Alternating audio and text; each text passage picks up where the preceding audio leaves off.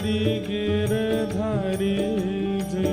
प्यारे मन मोहन गाइए सब लोग। मुरारी गिरधारी प्यारे मन मोहन मुरारी गिरधारी जय। प्यारे मन मोहन मुरारी गिरधारी नंद जी के लाल सुध लेना हमारी जी। नंद जी के लाल सुध लेना हमारी जी। यशोदा के लाल सुध लेना हमारी जी। यशोदा के लाल सुध लेना हमारी। हे गोपाल राधे कृष्ण गोविंद गोविंद। गोपाल राधे कृष्ण गोविंद गोविंद।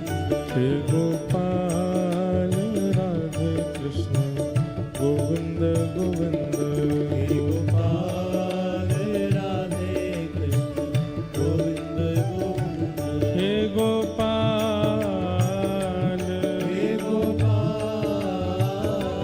हे गोपाल हे गोपाल प्यारे गोपाल प्यारे गोपाल श्री गोपाल हे गोपाल हे गोविंद गोपाल हे गोविंद गोपाल हे गोविंद गोपाल हे गोविंद गोपाल हे गोपाल हे गोपाल हे गोपाल हे गोपाल श्री गोपाल श्री गोपाल हे गोपाल हे गोपाल श्री गोपाल श्री गोपाल हे गोपाल हे गोपाल हे गोपाल हे गोपाल हे गोपाल हे गोपाल हे गोपाल हे गोपाल हे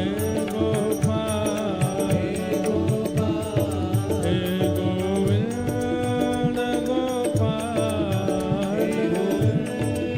हे गोपाल हे गोविंद गोपाल हे गोविंद गोपाल हे गोपाल गोपाल गोपाल श्री गोपाल गोपाल हे गोपाल गोपाल श्री गोपाल गोपाल जय जय श्री राम जय जय श्री राम जय जय श्री राम।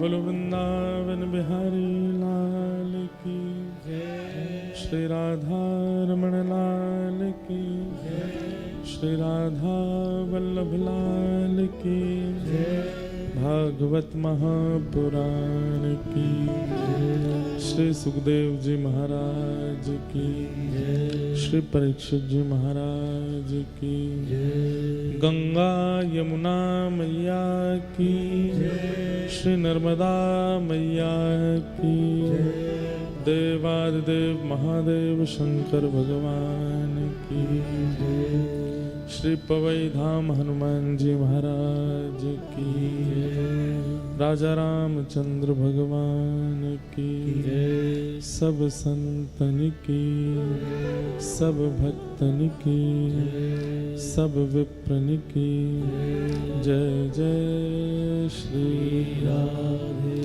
जय जय श्री राधे, जय जय श्री राधे। नमः पार्वती पतये हर हर महादेव।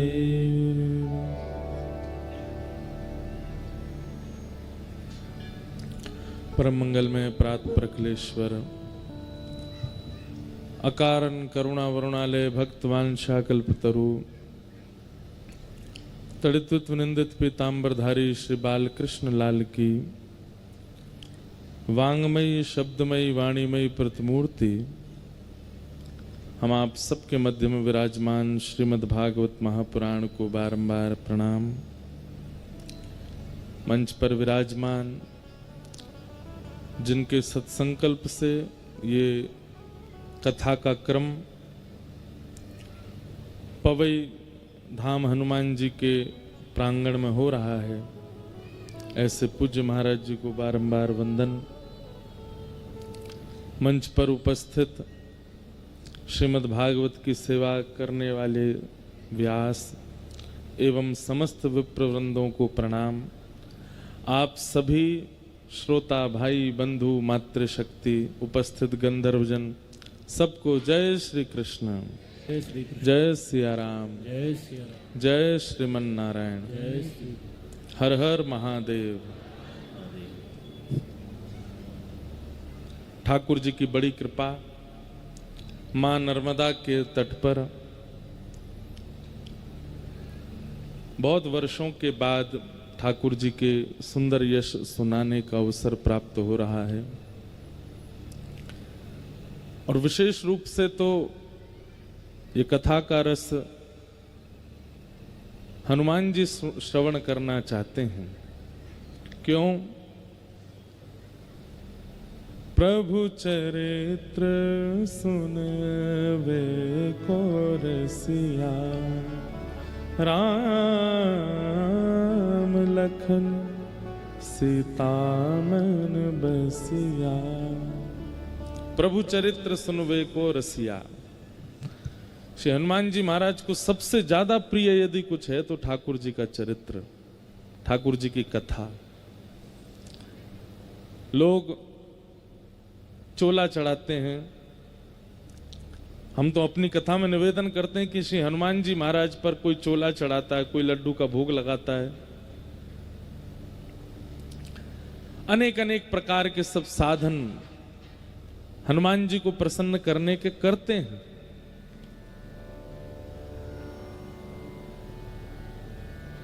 परंतु कथाक्रम कोई नहीं सुनाता। कथा सुनाने के लिए केवल वक्ता ही आते हैं, थोड़ा बड़ा बस। जहां कहीं भी श्री हनुमान जी महाराज विराजमान हैं, हम एक बात निवेदन करते हैं। अभी तो हम दर्शन करने गए नहीं, जाएंगे कथा करके, पहले सेवा कर दें फिर दर्शन करेंगे। कई बार ऐसा देखा जाता है कि व्यक्ति अपनी मूल्यवान वस्तुओं को छुपाता है। जैसे आज भी हम भारतीयों के घर में बहुत धन हो या बहुत महंगे रत्न हो, हीरा हो, या रोज नहीं पहनते, उनको छुपा के रखते हैं। और कई लोग तो इतने ज्यादा लोगों को भ्रम में डाल के रखते हैं तो करोड़पति खरबपति, पर अपना पहनावा ऐसा रखते हैं कि बाहर वाला उनको देख के सोचता है कि भाई इस पे चाय पीने के भी पैसे होंगे नहीं। ऐसी टी शर्ट पहनेंगे जो 4-5 छेद हो रहे हों, धोती ऐसी पहनेंगे वो रोज ही पहन के आ जाते हों। लोगों को ये लगता है कि भाई ये तो सामान्य व्यक्ति है, परंतु वास्तव में वो बहुत धनवान है, पर वो छुपाता है संसार से। हमारे श्री हनुमान जी महाराज, बहुत ध्यान से सुनिएगा,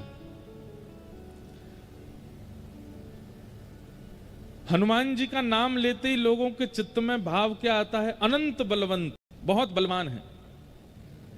दूसरा भाव क्या आता है? बहुत शक्तिमान है। तीसरा भाव क्या क्या आता है? बहुत बुद्धिमान है।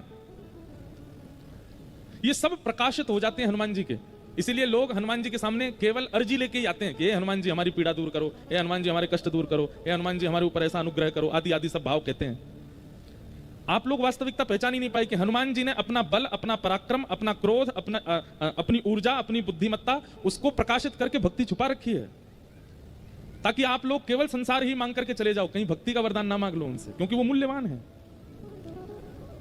लेकिन गोस्वामी तुलसीदास जी महाराज ने, जो पूरे विश्व को याद है, उस हनुमान चालीसा में अंकित कर दिया, प्रभु चरित्र सुनवे को रसिया। रसिया शब्द कोई सामान्य नहीं होता, निपुणता की पराकाष्ठा को कहते हैं। जैसे ये तो पान खाने के रसिया हैं। रसिया मतलब एक तो होता है शौकीन, और एक होता है इतना शौकीन कि कुछ दो चाय मत दो लेकिन पान दे दो, उसको रसिया कहते हैं। हमारे ठाकुर जी को ब्रज में क्या कहते हैं? होरी को रसिया, होरी के रसिया। रसिया मतलब होली के समय पर ठाकुर जी प्रसाद भी नहीं पावे चलेगा, शयन भी नहीं करें चलेगा, दूध भी ना पीवे चलेगा, पूरे दिन होरी खिलाए लो। गोप ग्वालन के बीच में बैठ करके रंग उड़ रहे हैं, ढप बज रही है, मंगल मंगल होली के गीत गाए जा रहे हैं, ठाकुर जी को उसमें बहुत सुख मिलता है, इसलिए उनको होरी के रसिया। रसिया का एक अर्थ यदि करें तो ऐसा है कि उस भाव के आगे बाकी सब फीका, बस वो भाव देते रहो, उसको रसिया कहते हैं। हनुमान जी महाराज ठाकुर जी की कथा सुनने के रसिया हैं। लेकिन अपने भक्ति रूप को हनुमान जी छुपा करके रखते हैं, कहीं कोई की नजर नहीं लग जाए, और प्रकाशित क्या कर देते हैं? यहां पे नारियल बांध दो तुम्हारी ये मनोकामना पूरी होगी, हमारी इतनी परिक्रमा लगा दो तुम्हारे गल लाला हो जाएगा, हमें चोला चढ़ा दो तो तुम्हारे सारे कष्ट दूर हो जाएंगे, हमें ये करो तुम्हें ये हो जाएगा। मतलब केवल संसारी व्यवस्थाएं पूर्ण कराने की प्रकाश कर देते हैं हनुमान जी, भक्ति भाव को छुपा करके रखते हैं, कहीं कोई ये मांग ना ले। लेकिन भैया हनुमान जी का मूल रूप भक्ताग्रगण्य है, भक्ति के अग्रगण्य है।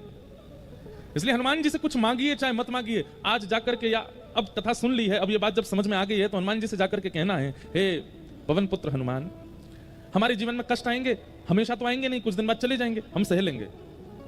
हमारे उपलब्धियों में रुकावटें आएंगी, बहुत दिन तक तो रुकावटें नहीं रहेंगी, कभी ना कभी तो ठीक होगा। हम कर्म करके, परिश्रम करके अपने सब जीवन को सुखद बना लेंगे। आप तो केवल हमको भक्ति का वरदान दो।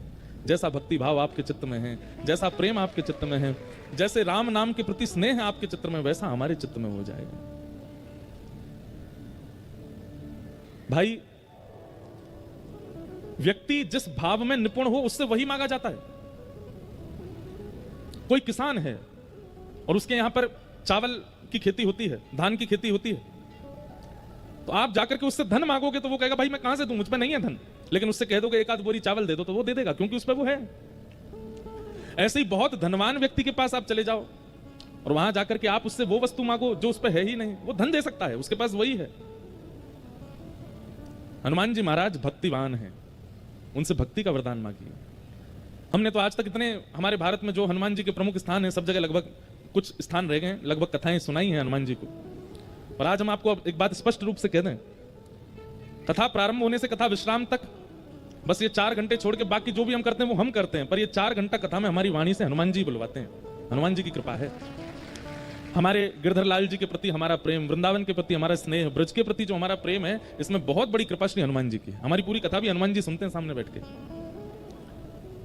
तो इस कथा का मूल भाव तो श्री हनुमान जी को सुनाना है।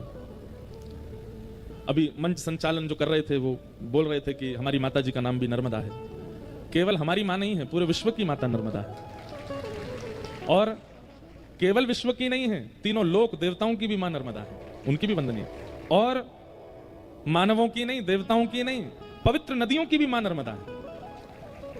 हमने एक बार जबलपुर में कथा की थी, तो तब नर्मदा पुराण थोड़ा देखने का अवसर मिला था। एकमात्र नर्मदा जी हैं जिनका पुराण भी है, और कोई नदी का पुराण नहीं, नर्मदा जी का है। तो श्री नर्मदा जी के पुराण में ये पढ़ने में आया कि साल में एक दिन ऐसा आता है कि विश्व की, भारत की समस्त नदियां श्री नर्मदा जी में आती हैं। सबका जल समाविष्ट होता है श्री नर्मदा जी में। जहां का अच्छा, जो सप्तमी आने वाली है, वाह, आगामी जो सप्तमी है उसी में ही वाह गंगा जी आती है। तो गंगा यानी कि समस्त नदी सब गंगा के रूप में ही आती हैं। आगामी सप्तमी कथा में पड़ेगी अपने। तो ऐसी श्री नर्मदा जी, उन्हें हम बार बार प्रणाम करते हैं। बहुत सुख मिलता है मां नर्मदा के तट पर आकर के। पवई धाम हनुमान जी को बारंबार प्रणाम करते हैं, पूज्य महाराज जी को वंदन करते हैं, आप सबको भावपूर्ण प्रणाम करते हैं। और आइए भागवत के प्रथम दिवस के सत्र में हम लोग प्रवेश करते हैं। सच्चिदानंद रूपाय विश्वोत्पत्त्यादि हेतवे तापत्रय विनाशाय श्री कृष्णाय वयं नमः। प्रथम दिन महात्म कहने का विधान है। सच्चिदानंद रूपाय, भगवान के 3 रूप बताए गए, सत्य, चैतन्य और आनंद। बहुत ध्यानपूर्वक सुनिएगा, ये बहुत सुगम संयोग है कि आप सब लोग यहाँ बिल्कुल शहर से एकांत में बैठ करके कथा सुन रहे हैं। जो लोग सुन रहे हैं वो लोग नियमित रूप से सुनिएगा। हमारा भाव ऐसा रहता है कि कथा में केवल कथा का ही भाव सुनाया जाए, अन्य चर्चाएं ना सुनावें, इसलिए आप सब लोग बहुत सावधानी से सुनिएगा। और कथा में हमको दक्षिणा नहीं चाहिए, कथा में हमको आपसे और कुछ नहीं चाहिए, केवल अपनी एकाग्रता हमको दे दीजिएगा। आप जितने एकाग्र होकर के बैठ जाएंगे उतने आनंद से आपको कथा हम सुना पाएंगे। छोटे बाल गोपाल अगर डोल रहे हो तो उनको कृपा करके गोद में बैठा लेना, नहीं तो पीछे छोड़ आना। बस इतनी दूर मत छोड़ के आना कि बेचारे अंतर ध्यान ही हो जाएं, मंच से ही बोलना पड़े कहाँ है बालक आपके ढूंढो, ऐसा नहीं। तो 3 रूप हैं भगवान के। अब आप कहेंगे महाराज जी 24 अवतार फिर काय को कहे जाते हैं जब रूप ही 3 है? तो देखिए, मैं कथा में कहा करता हूं कि हर व्यक्ति परिस्थिति के अनुसार अपना रूप बदलता है। जैसे हम वक्ता हैं, कथा में हम वक्ता हैं, पर अपने घर जब जाएंगे मां के पास बैठे हैं, बहनों के पास बैठे हैं, अपने भाइयों के पास बैठे हैं, वहां वक्ता नहीं है। वहां क्या है? वहां किसी के भाई हैं, किसी के बेटा हैं, किसी के मित्र हैं, किसी के सखा हैं। वहां हमको कोई महाराज जी नहीं बोलता। घर में कोई हमारी बहन हमको महाराज जी बोलेंगी, हमारे परिवार के लोग हमको स्वामी जी थोड़ी बोलेंगे, गुरु जी थोड़ी बोलेंगे। वो तो हमको क्या बोलेंगे? लाला ही बोलेंगे, लाला बोलेंगे, बेटा बोलेंगे, नाम लेकर के बोलेंगे। क्यों? वहां रूप बदल जाता है। हनुमान जी महाराज आ रहे हैं कथा में, देखो पवन पुत्र हनुमान, खूब जोर से हवा चल रही है और पता भी चला हमें कि 2 दिन से यहां पे थोड़ा मौसम करवट बदल रहा था।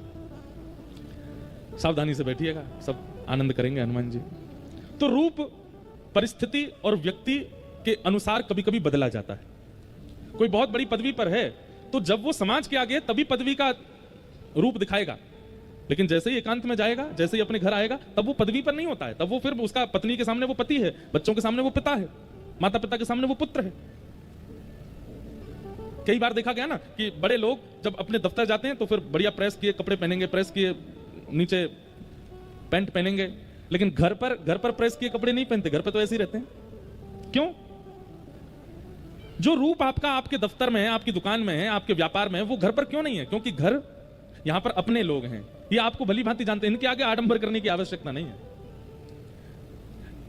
ऐसे ही घर पर अलग रूप है, दफ्तर में अलग रूप है, ब्याह हो जाता पर ससुराल में अलग रूप है। सब जगह के रूप अलग हैं, मित्रों के पास रूप अलग है, भाइयों के पास रूप अलग है, पड़ोसियों के पास रूप अलग है। हम लोग तो कितने सारे रूप धारण करते हैं, एक ही दिन में हमारे 10 रूप होते हैं। ठाकुर जी हैं तो 24 ही, पर 24 ठाकुरों के 3 रूप हैं। कौन कौन से? सत्य, चैतन्य और आनंद। हनुमान जी भी सत्य चैतन्य आनंद हैं, राम जी भी सत्य चैतन्य आनंद हैं, वृंदावन कृष्ण भी सत्य चैतन्य आनंद हैं, वैष्णो देवी माता भी सत्य चैतन्य आनंद हैं, महाकाल भगवान भी सत्य चैतन्य आनंद। सब ठाकुरों के 3 रूप हैं, सत्य, चैतन्य और आनंद। नर्मदा जी भी सत्य चैतन्य आनंद हैं, गंगा जी भी सत्य चैतन्य आनंद हैं। अब ये सत्य चैतन्य आनंद है क्या? ध्यान से सुनो। सबसे पहला रूप है सत्य। अगर आप हनुमान जी का दर्शन करने जाते हैं और उनके प्रति आपके चित्त में सत्य की भावना नहीं है, सत्य की स्थिति नहीं है, तो आप चाहे कितने भी बड़े पाठ कीजिए, कितने भी अनुष्ठान करा लीजिए, कितना भी भोग लगा लीजिए, आपको हनुमान जी केवल पाषाण ही लगेंगे, कभी अनुभव नहीं होगा उनका। भगवान के प्रति, ईश्वर के प्रति, देवताओं के प्रति, नदियों के प्रति सत्य की भावना सबसे पहले रखनी पड़ेगी कि वो सत्य है। सत्य। दूसरी बात,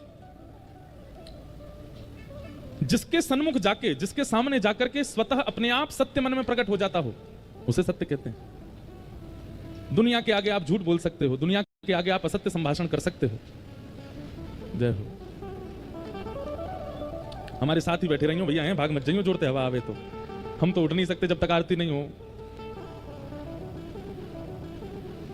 प्रेम से आनंद से सब बैठे रहो, जो होगा देखेंगे। सत्य, जिनके सामने सत्य प्रकट नहीं करना पड़ता, अपने आप प्रकट होता है। जैसे पिताजी के सामने अगर आपसे कोई गलती हुई है तो आप सत्य छुपा सकते हो, पत्नी से भी सत्य छुपा सकते हो, बच्चों से भी सत्य छुपा सकते हो, लेकिन ठाकुर जी से सत्य छुपाया नहीं जाता, अपने आप प्रकट हो जाता है। हे हनुमान जी महाराज, पत्नी को नहीं बताया, बच्चों को नहीं बताया, सबसे छुपाया, पर आप तो सब जानते हो नाथ, आपसे क्या छुपाएं, हमने ये पाप कर्म किया है, हमसे ये अपराध हो गया है, क्षमा करना भगवान। हनुमान जी आपके पीछे पड़े थे कि मुझे सत्य बताओ, नहीं पड़े थे, फिर भी क्यों बता दिया आपने? क्योंकि उनका स्वरूप ही सत्य है, राम जी का स्वरूप ही सत्य है, श्री कृष्ण का स्वरूप ही सत्य है। मैं कथा में कहा करता हूं, जिससे सत्य छुपाया जाए वो मानव है, लेकिन जिसके सामने सत्य छुपाने में आपको बिल्कुल भी संकोच ना होता हो, समझ जाना या तो वो ठाकुर जी हैं या ठाकुर जी का कोई अंश है, क्योंकि ठाकुर जी का रूप है सत्य। सत्य। ठाकुर जी का दूसरा रूप क्या है? चैतन्य। चैतन्य का मतलब क्या होता है? जैसे ये जड़ है, वृक्ष जड़ है, ये पंडाल जड़ है, लोहे की कोई वस्तु ये जड़ है, लेकिन ठाकुर जी जड़ नहीं है, वो पाषाण का विग्रह होते हुए भी जड़ नहीं है, चैतन्य है। उनके प्रति आप जड़ बुद्धि नहीं रख सकते, अगर रखते हैं तो आपका अपराध बन रहा है सेवा में। कई लोग शंकर जी को स्नान कराते हैं, बिल्कुल विचार नहीं करते, उनको ये लगता है कि इनको तो रिगड़ दो जोर से। क्यों? आपके मन में ये भाव आता है कि ये तो पाषाण है। आपके मध्य प्रदेश में देवताओं की बड़ी कृपा है, हनुमान जी भी सबसे ज्यादा यहीं पे हैं, शंकर जी भी सबसे ज्यादा यहीं पे हैं, और सबरी देवी भी सबसे ज्यादा यहीं पे हैं। कितने देवियों के स्थान हैं?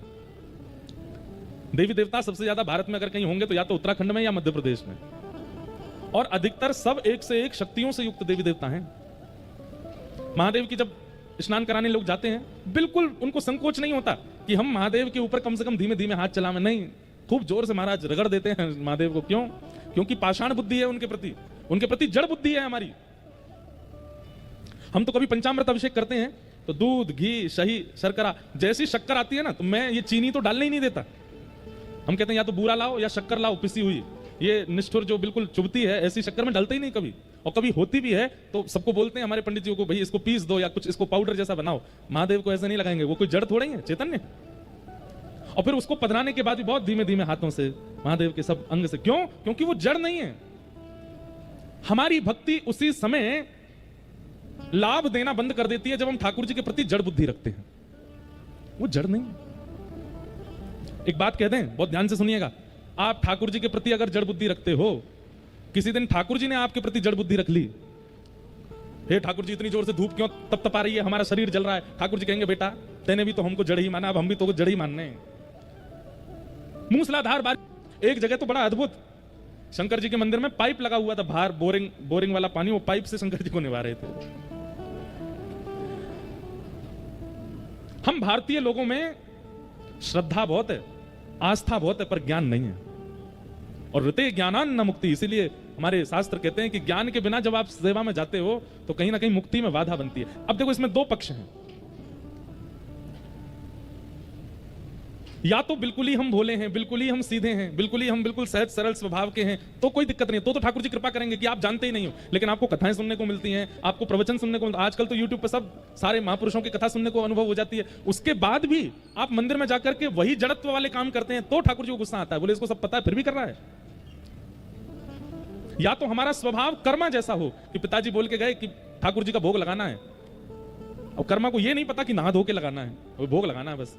सुबह उठते ही बिना नहाए धोए खिचड़ी बना के ठाकुर जी को भोग लगा देती है। अब उसको कौन समझाए कि भाई शुद्धता का ध्यान रख, स्नान कर ले, नए कपड़े पहन, बिल्कुल हाथ खासा करके तब भोग बना। भोली है, नहीं जानती है, बिना नहाए धोए बना देती है, अपने दांतुन से ही ठाकुर जी की खिचड़ी चला भी देती है और ठाकुर जी के आगे धर भी देती है, और उसकी खिचड़ी खाने श्री जगन्नाथ भगवान दौड़ते हैं। क्यों? क्योंकि वो भोली है, उसको पता नहीं है, वो जानती नहीं है।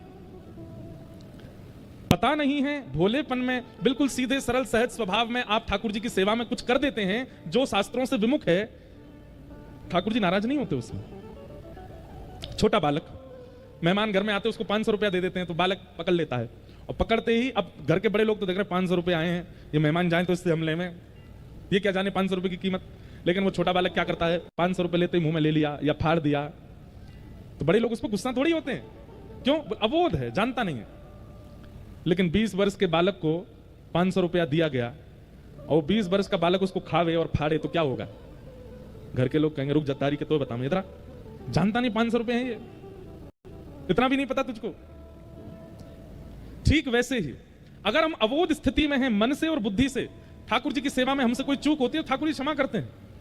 लेकिन हम बाहर तो बड़े चतुर हैं, पैसा लेना है किसी से तो हमको चतुराई आ जाती है, किसी के साथ छल करना है तो हमको चतुराई आ जाती है, किसी के साथ कपट करना है तो हमको चतुराई आ जाती है, किसी से ईर्ष्या करने में हम पीछे नहीं हटते। और जब ठाकुर जी की सेवा में जाते हैं तो हम तो बोले हम तो कुछ जानते नहीं है। महादेव उस समय अपना त्रिशूल पहनाते हैं, बोले रुक जा मिल मुझे किसी दिन। बाहर के लिए इतना चतुर बनता है, यहां पे आके कहता बोला हूं मैं। या तो अत्यंत सरल सहज स्वभाव हो हमारा, बाहर भी वैसे हैं भीतर भी वैसे हैं, तो संभव है। लेकिन यदि संसार के लिए चतुराई है और ठाकुर जी के आगे भोले बनने का प्रयास करते हैं, ठाकुर जी दंड देते हैं। चैतन्य, ठाकुर जी को चैतन्य मानिए, वो जड़ नहीं है, वो पाषाण में व्यवस्थित होकर के विराजमान है। अपने भक्ति भाव से प्रेम भाव से उनको चैतन्य करो, चैतन्य मानो।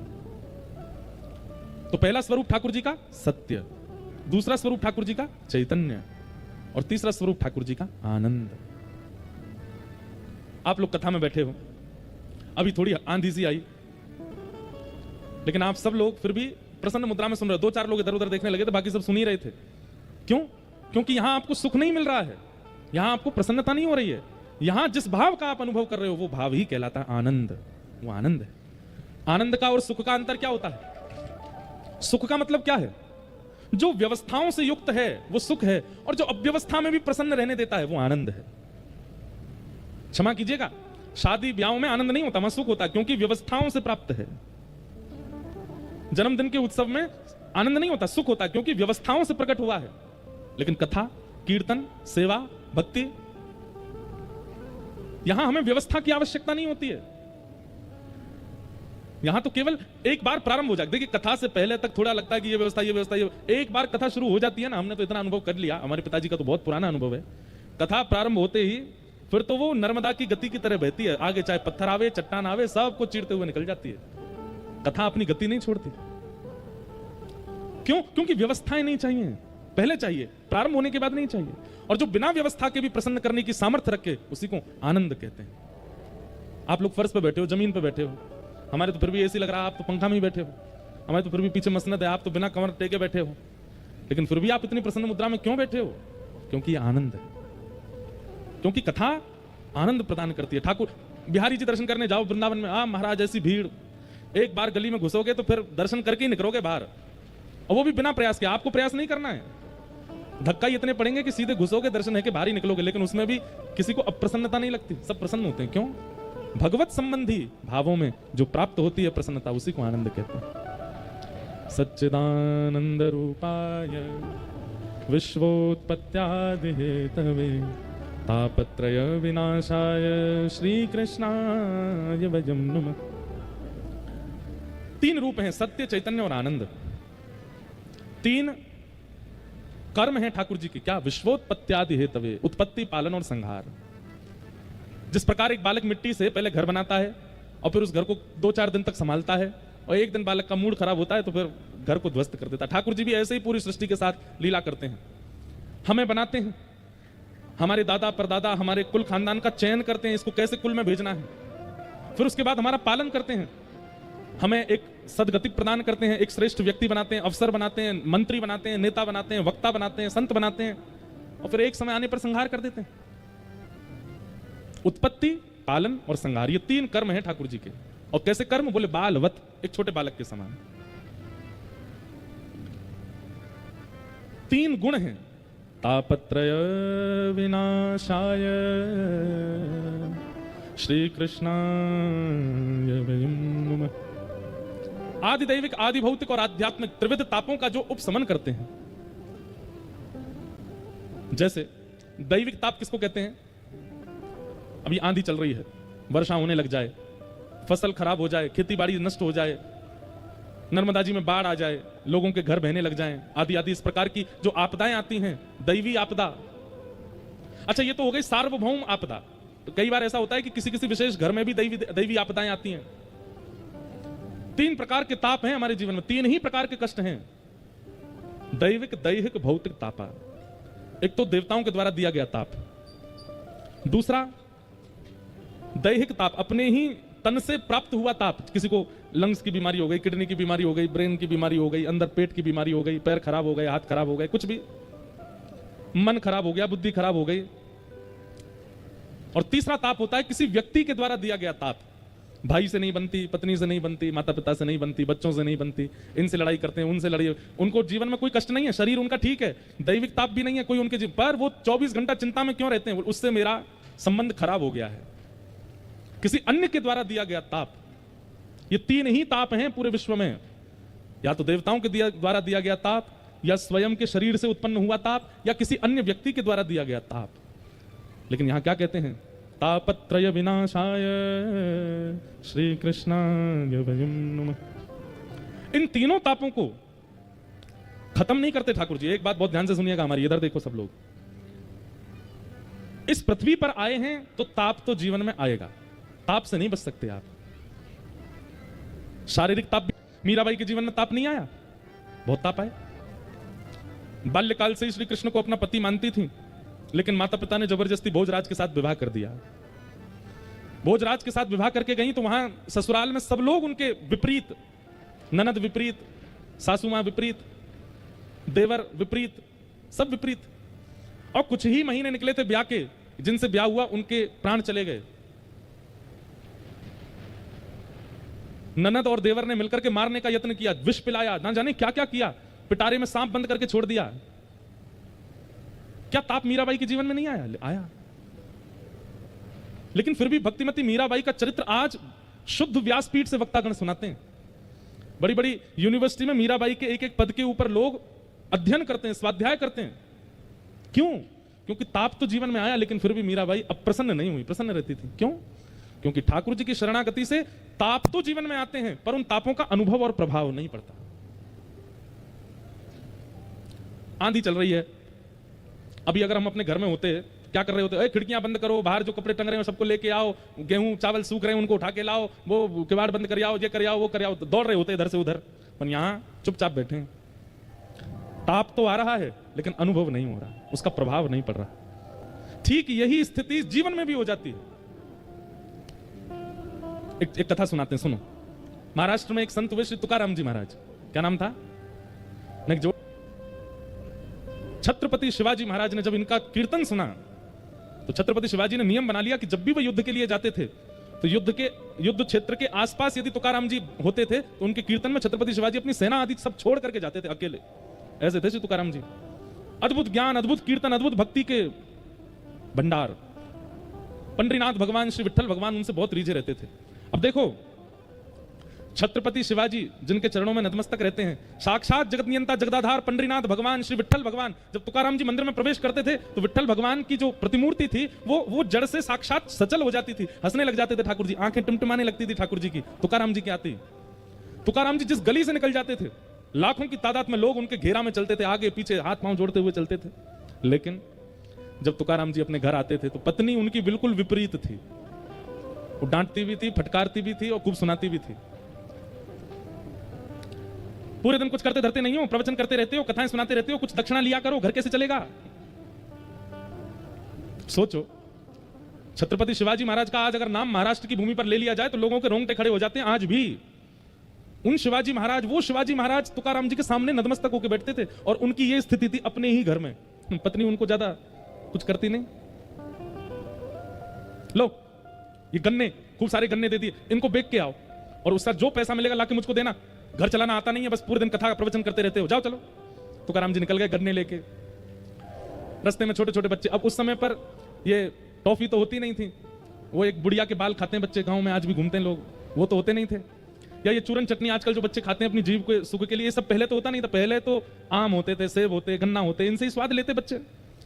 तुकाराम जी गन्ना लेकर के जा रहे अपने कंधे पर खूब सारे, इतने में बच्चे पीछे पड़ गए, गन्ना दे दो, गन्ना दे दो। तुकाराम जी महाराज बड़े बेचारे भावुक हो गए, अरे आओ आओ, ये लो तुम्हारे लिए, तुम्हारे सब बच्चों को बांट दिए, सारे गन्ने बांट दिए, एक बचा।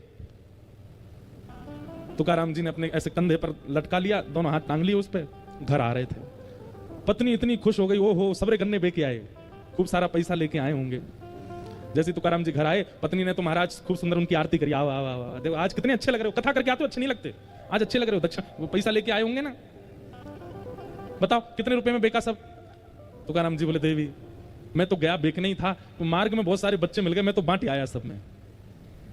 और ये एक मैं इसलिए बचा के लाया था कि भाई तुम भी हो मैं भी हूं, हम दोनों भी तो खाएंगे। पर मैं ये सोच रहा हूं कि हम खाने वाले दो, गन्ना तो एक ही है, अब हम दोनों में कौन खाएगा इसको? दो होते तो बात और अच्छी बन जाती। पत्नी को आया गुस्सा, अपने दांत कटकटाने लगी, बोले रुक जाओ मैं बताती हूँ तुमको। बांटे आए बच्चों में और गन्ना पकड़ करके एक दिया उनके कमर पे, सोई गन्ना टूट गया, दो हो गए। तुकाराम जी बोले वाह वाह वाह, जय हो विठ्ठल भगवान, आपने तो ऐसी बुद्धिमान पत्नी मुझको दी है, बताओ इसने दो कर दिए, ले एक तू खा एक मैं खाऊंगा। इतनी अनुकूलता में रहते थे, उनको पीड़ा का अनुभव होता ही नहीं था। आज का पति होता क्या करता? ऐसे व्यवहार की पत्नी मिल जाए तो, या ऐसे व्यवहार का पति मिल जाए तो आज के लोग नहीं सहन कर पाएंगे। लेकिन तुकाराम जी पर कोई प्रभाव नहीं पड़ता था उस बात का। अब इसका उत्तर क्या है, क्यों नहीं पड़ता था? तो अभी सीधी बात तो यह है कि तुकाराम जी भगवान के भक्त हैं इसलिए उनको, लेकिन ऐसे नहीं ना, कोई बात ऐसी बताई जाए जिससे ये प्रमाणित हो जाए कि तुकाराम जी को प्रभाव नहीं होता था। एक बार तुकाराम जी के गांव का एक नया बालक था, उसकी शादी के लिए पूरा परिवार पीछे पड़ रहा था, तू शादी कर शादी कर। उसने एक ही शर्त रखी, बोले हमारे गांव के तुकाराम जी अगर बोल देंगे कि शादी कर तो करूंगा। क्यों? क्योंकि उनकी पत्नी इतनी विपरीत है, वो कभी कहेंगे ही नहीं। भाई जो स्वयं जला हुआ होगा वो दूसरे को सावधान करेगा ना। तुकाराम जी कभी नहीं बोलेंगे मुझसे कि तू ब्याह कर, इसलिए तुकाराम जी अगर कहेंगे तो मैं ब्याह करूंगा। घर वाले बेचारे डर के मारे नहीं जाते थे, क्योंकि तुकाराम जी को मना ही करना है। सबको यही लगता है तुकाराम जी मना कर देंगे, वो खुद बेचारे इतने कष्ट भोग रहे हैं। लेकिन जब अति हो गई तो घर के लोग बोले चल तुकाराम जी के पास चल, उनसे बुलवा। तो बालक गया और तुकाराम जी से जाके बोला मेरे घर के परिवार के सब लोग पीछे पड़ रहे हैं और सब लोग मुझसे कह रहे हैं कि आप ब्याह कर लो, पर मैंने सबसे कहा कि आप कहेंगे तो ही मैं ब्याह करूंगा। आप बताइए ना मैं ब्याह करूं कि नहीं करूं? घर के सब लोग बैठे थे, सब घबरा रहे थे, बोले ये मना कर देंगे तो ये तो बिल्कुल ही नहीं करेगा। तुकाराम जी बोले जितना जल्दी हो सके उतना जल्दी ब्याह कर लो, जितना जल्दी हो सके उतनी जल्दी करो। तो वो लड़का घबरा गया, घर के लोग तो वहीं पर ही नाचने लगे, बोले अब तो बेटा तू गया, अब तो तेरा ब्याह होगा। तुकाराम जी बोल दिए। घर के लोग चले गए तो वो तुकाराम जी के पास बैठा, बोला आप साधक प्रवृत्ति के व्यक्ति नहीं है। अरे जब पता है कि मार्ग में हमने कष्ट भोगा तो दूसरों को सावधान करना चाहिए। आप खुद इतनी पीड़ा में रहते हैं, पत्नी आपकी मार तक देती है सबके आगे, और आप मुझसे कह रहे हैं कि मैं भी ब्याह कर लूं, क्यों? तुकाराम जी बोले देख भाई, अगर अनुकूल पत्नी आ गई तो तुम दोनों जीवन आराम से जी लोगे, और यदि प्रतिकूल पत्नी आई तो इस गांव में एक की जगह दो तुकाराम हो जाएंगे, मैं और तू दोनों।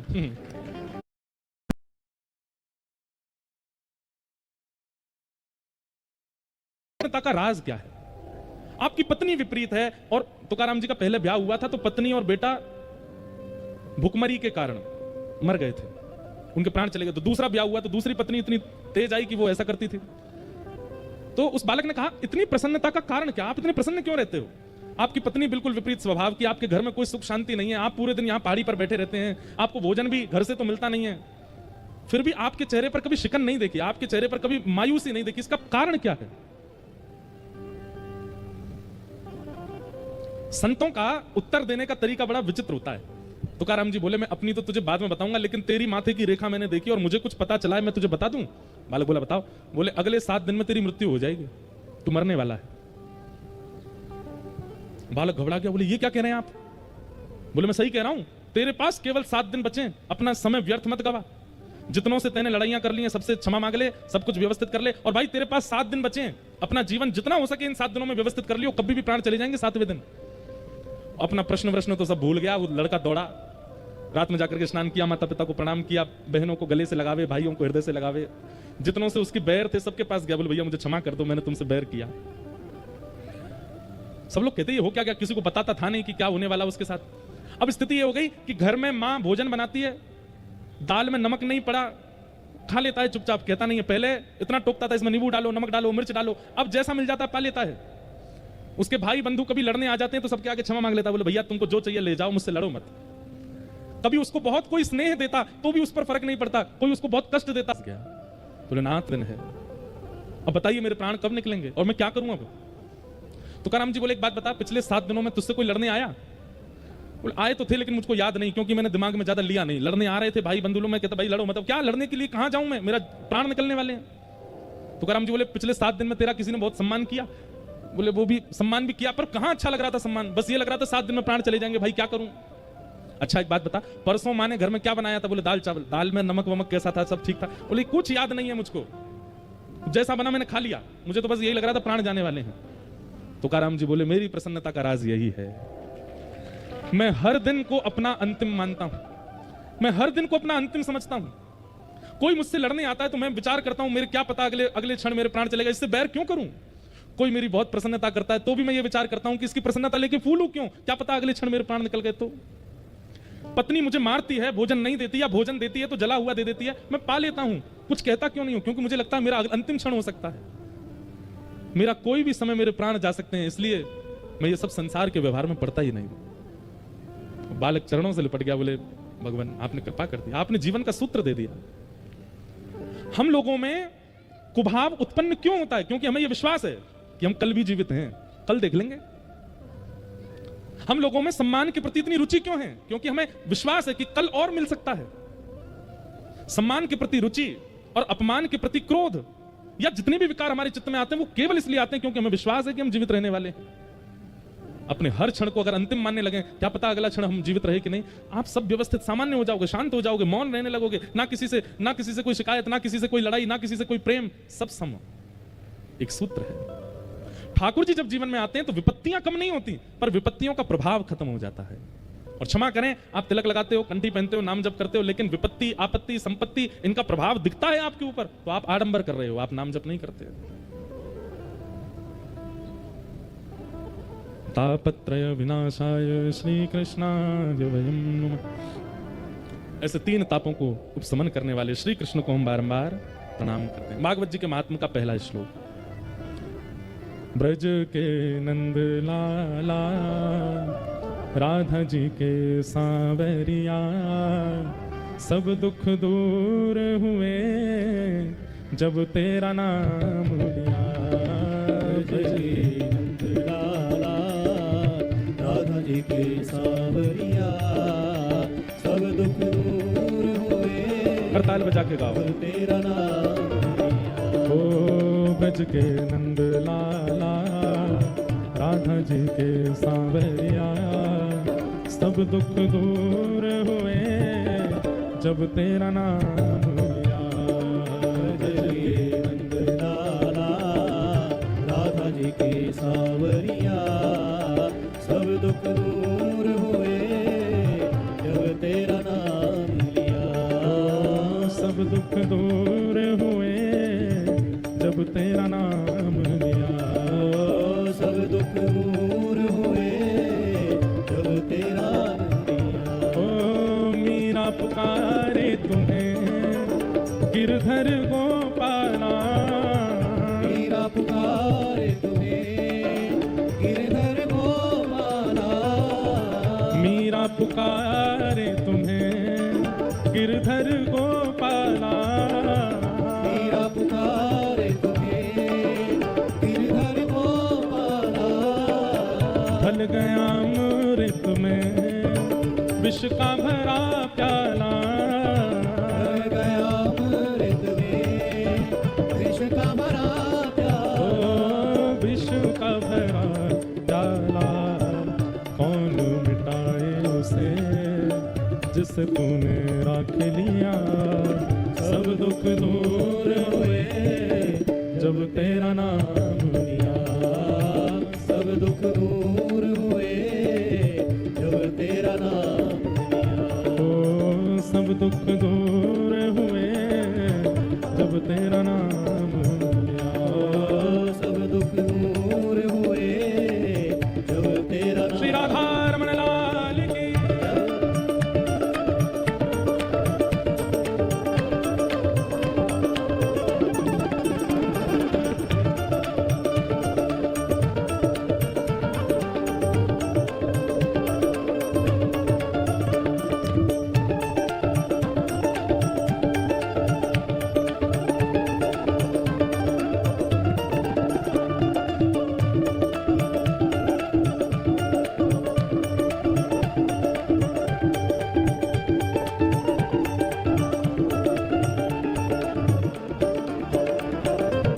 देख रहे हो तुम मेरे दुखड़े सारे। देख रहे हो तुम मेरे दुखड़े सारे। कब दर्शन दोगे मेरी आंखों के तारे। कब दर्शन दोगे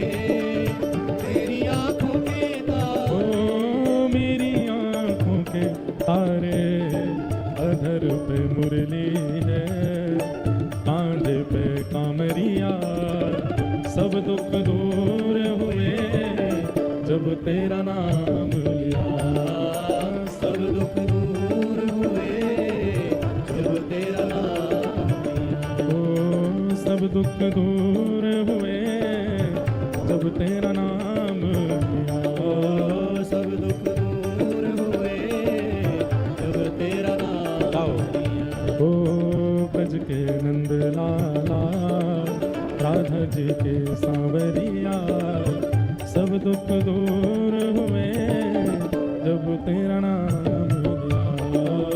सब दुख दूर हुए जब तेरा नाम लिया। हाँ, सब दुख दूर हुए जब तेरा नाम लिया।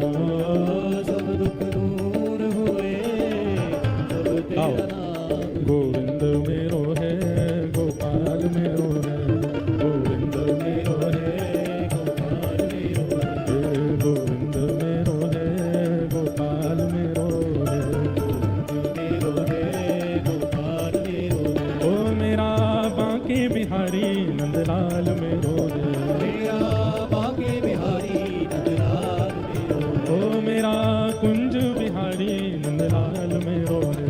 मेरा कुंज बिहारी नंदलाल मेरो है। ओ राधा रमण बिहारी नंदलाल मेरो है।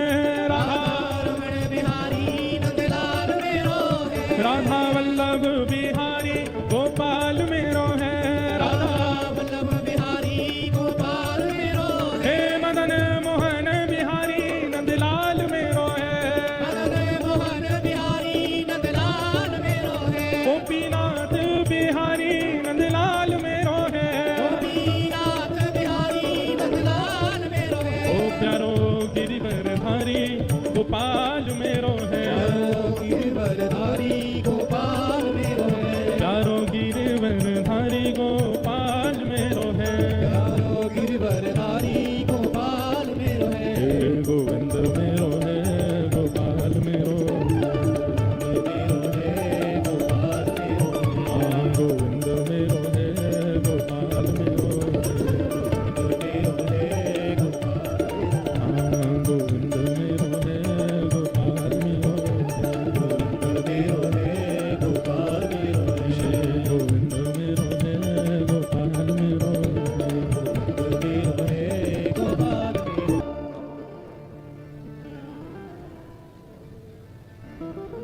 सच्चिदानंद रूपाय विश्वोत्पत्त्यादि हेतवे तापत्रय विनाशाय श्री कृष्णाय वयम नमः। भागवत जी के महात्मा का ये प्रथम श्लोक महात्मा की चर्चा सुनाते हुए श्री सुखदेव जी महाराज, सूत जी महाराज सौनकादि ऋषियों को कहते हैं। सौनकादि ऋषियों ने मानव कल्याण के प्रश्न पूछे, तब सूत जी महाराज कहते हैं कि हे नाथ, आप लोगों के जो ये प्रश्न हैं इसका उत्तर एक ही समझ आता है। प्रीति सौनक चित्ते ते यतो विच्मी विचार्य च सर्व सिद्धांत निष्पन्नम संसार भयनाशनम। जब तक संसार भय मुक्त नहीं होगा, हम सबको एक भय सताता है। और वो भय क्या है? कहीं मुझे कुछ हो ना जाए, उससे पहले मुझे धन कमाना, उससे पहले मुझे ऐश्वर्य की प्राप्ति करनी, यश की प्राप्ति करनी। एक मृत्यु का भय सबके चित्त में बैठा रहता है। अच्छी बात है कि मृत्यु का भय बैठा, पर मृत्यु के भय से व्यक्ति भगवत स्मरण नहीं करता, बाकी सब करता है। कहीं मेरे प्राण ना चले जाएं, उससे पहले मैं वहां घूमाऊं, मेरे प्राण ना चले जाएं, ये तो देख लूं, ऐसा तो खा लूं, ये तो पी लूं, ऐसा कर लूं। अरे कहीं प्राण ना चले जाएं, उससे पहले भगवत दर्शन कर लूं। ये चिंता क्यों नहीं होती हमारी? जितने भी भक्त साधकों की कथा व्यास मंच से कही जाती है, वे जो भी भक्त हैं उनकी चिंता का एक ही कारण था कि कहीं मेरे जीवन के कुछ ही दिन शेष रह गए, भगवत दर्शन किए बिना मैं यहां से चला ना जाऊं। नेत्र ना होते हुए भी सूरदास जी को दर्शन हो गए। विपरीत परिस्थिति होते हुए भी गोस्वामी तुलसीदास जी को दर्शन हो गए, क्योंकि उनकी चिंता का कारण क्या है कि कहीं हमारे प्राण ना चले जाएं, उससे पहले मुझे ठाकुर जी का साक्षात्कार करना है। और मृत्यु के भय से पहले भगवत दर्शन की इच्छा चित्त में प्रकट कराने की सामर्थ्य केवल भागवत जी में है। श्रीमद् भागवत का आश्रय लेने वाला व्यक्ति निश्चित है कि वो इस स्थिति में आ जाएगा कि उसकी अंतिम इच्छा यही रह जाएगी कि मेरे प्राण जाएं, उससे पहले मैं ठाकुर जी को देख लूं। और कालव्याल मुखग्रास त्रास निर्णा सहेतवे श्रीमद्भागवतं शास्त्रं कलौ कीरेण भाषितम्। श्रीमद् भागवत रूपी शास्त्र का आश्रय लो, सूत जी महाराज ने सोनिकादि ऋषियों से कहा। इसी से ही मृत्यु का भय दूर होगा और मृत्यु से पूर्व भगवत दर्शन की इच्छा चित्त में प्रकट होगी। भगवत दर्शन की इच्छा चित्त में आते ही व्यक्ति का जीवन सुधरने संवरने लगेगा। सोनिकादि ऋषियों ने कहा कि भागवत जी में ऐसा क्या है, कृपा कर हमको इसका थोड़ा महात्म्य सुनाइए। तब सूत जी महाराज महात्म्य सुनाते हुए कहते हैं, एक बार की बात है, बद्रीनाथ में सनक सनंदन सनातन सनत कुमार भगवान के प्रथम अवतार भ्रमण कर रहे थे। तभी सामने से श्री नारद जी महाराज को आते देखा। नारद जी के मुखमंडल पर थोड़ी सी उदासी देख करके सनत कुमारों ने पूछा कि हे नारद जी, आपकी चिंता का कारण क्या है? नारद जी महाराज बोले कि भगवान, पृथ्वी की बड़ी प्रशंसा सुनी थी हमने कि पृथ्वी बहुत सुंदर है, पृथ्वी के लोग ऐसे हैं, पृथ्वी पर इतने धाम हैं, तीर्थ हैं, पृथ्वी पर ऐसी पवित्र नदियां हैं। परंतु जब मैं पृथ्वी का दर्शन करने गया तो मुझे जैसा सुना था वैसा कुछ भी नहीं दिखा। अहम तुम पृथ्वीं यातो ज्ञात्वा सर्वोत्तमामिति पुष्करम च प्रयागम च काशी गोदावरी तथा हरिक्षेत्रे कुरुक्षेत्रे श्रीरंगम सेतु वंदनम एवमादिषु तीर्थेषु भ्रममाण इतस्ततः। हरिक्षेत्रम कुरुक्षेत्रम श्रीरंगम सेतु वंदनम, यहां पर लगभग तीर्थों के नाम बोले गए। अभी एक प्रश्न उठता था मेरे मन में, तीर्थों के नाम बोले हैं और तीर्थों के नाम बोल करके कहा गया कि यहां पर ये पाप होता है, ये पाप, अरे शहरों के नाम क्यों नहीं बोले? मानते हैं कि तीर्थ में दो चार लोग कुछ गलत अपराध करने वाले होते होंगे, शहरों में तो सभी होते हैं।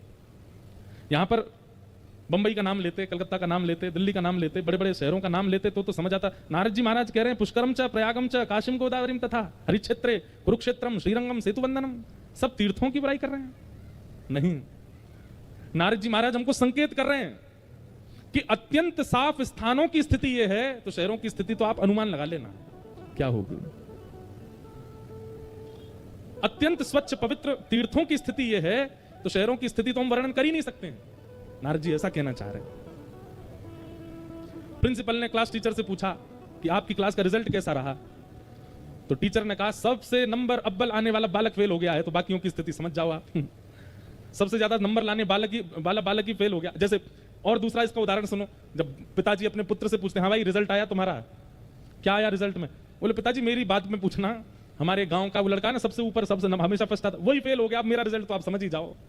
जब वही फेल हो गया तो मैं कहां आया हूंगा।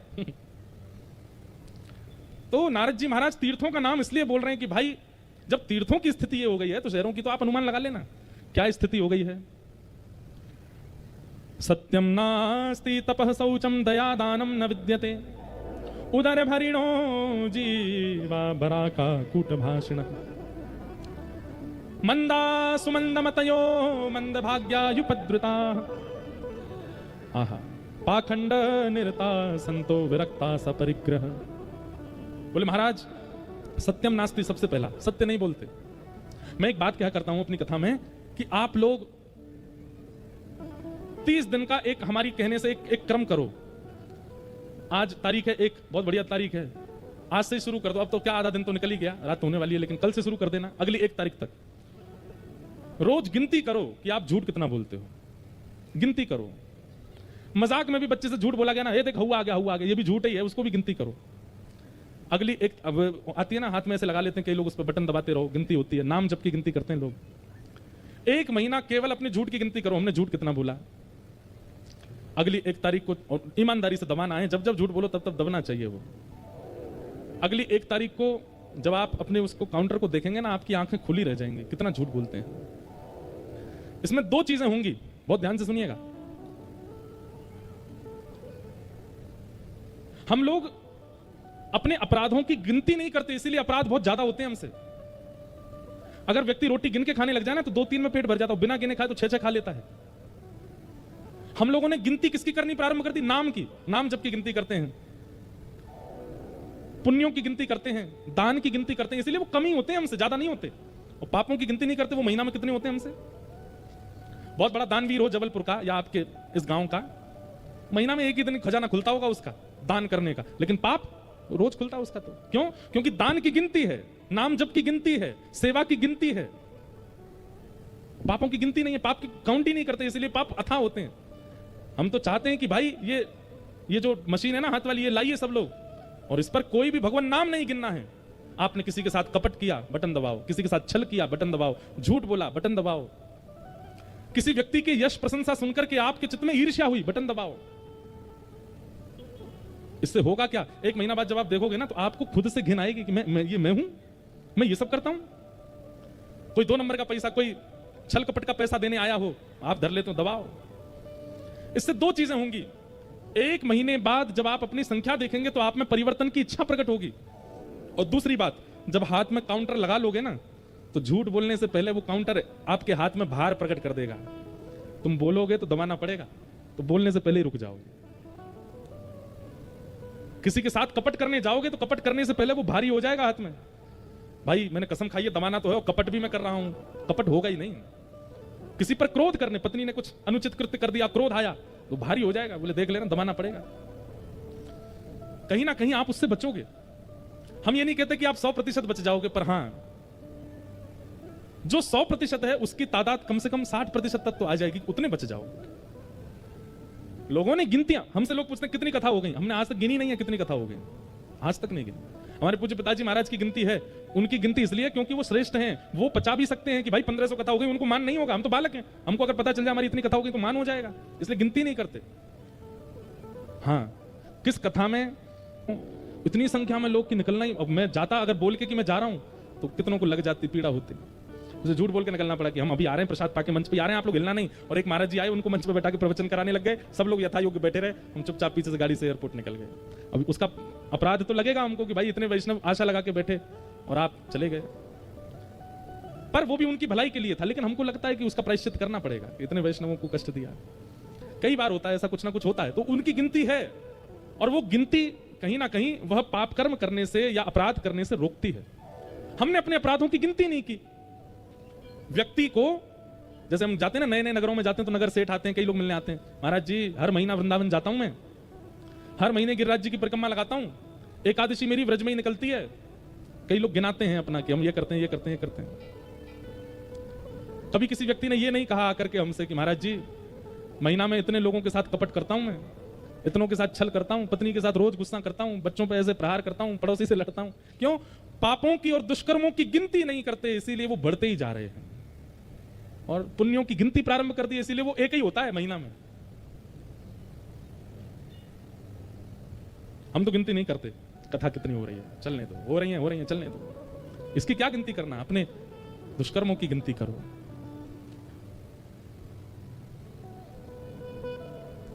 सत्यम नास्ति तपः शौचम दया दानम न विद्यते उदर भरिणो जीवा। नारद जी कहते हैं यहां सत्य नहीं बोलता कोई भी, यहां तपः नास्ति, शौचम नास्ति, कोई तप नहीं करता, कोई पवित्र नहीं रहता। इस पृथ्वी पर सब लोग बिल्कुल विचित्र हैं। व्यक्ति 2-2 बार नहाते हैं पृथ्वी के लोग, इधर देखो ध्यान से सुनना, 2-2 बार स्नान करते हैं, सुबह भी और शाम को भी, लेकिन मन इतना मलिन है। हम लोग केवल बाह्य दिखावा करते हैं, सौम्यता का, शुद्धता का, पवित्रता का, ज्ञान का, वैराग्य का, भक्ति का। लेकिन अगर कोई ऐसी मशीन आ जाए जिससे भीतर की पता चल जाए, घबरा जाए आदमी।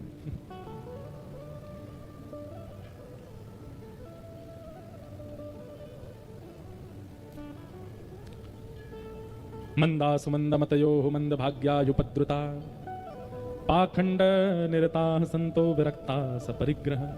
अब यहां बहुत सारी ऐसी बातें कही गई हैं, सुनने में कई लोगों को यूं कष्ट सा भी होगा, अरे भाई ये तो बहुत ज्यादा बता रहे हैं, ऐसा भी पाप होता है, ये भी पाप होता है, ऐसा भी होता है। लेकिन ठीक है, पृथ्वी पर सब हो रहा है। नारद जी महाराज बड़े पीड़ित हो गए इन सब बातों से। तब नारद जी वृंदावन पहुंचे, और वृंदावन में उन्होंने क्या देखा कि एक युवती, परम सुंदरी युवती, और उसकी गोद में 2 वृद्ध लेटे हैं।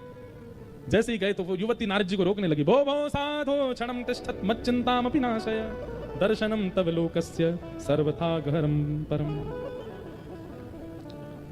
पापम गंगा पापम शशीतापम दन्यम कल्पतरुस्तथा पापम तापम च दन्यम च हरन्ति संत सज्जन। बंधुओं, वैष्णव दर्शन जरूर किया करो।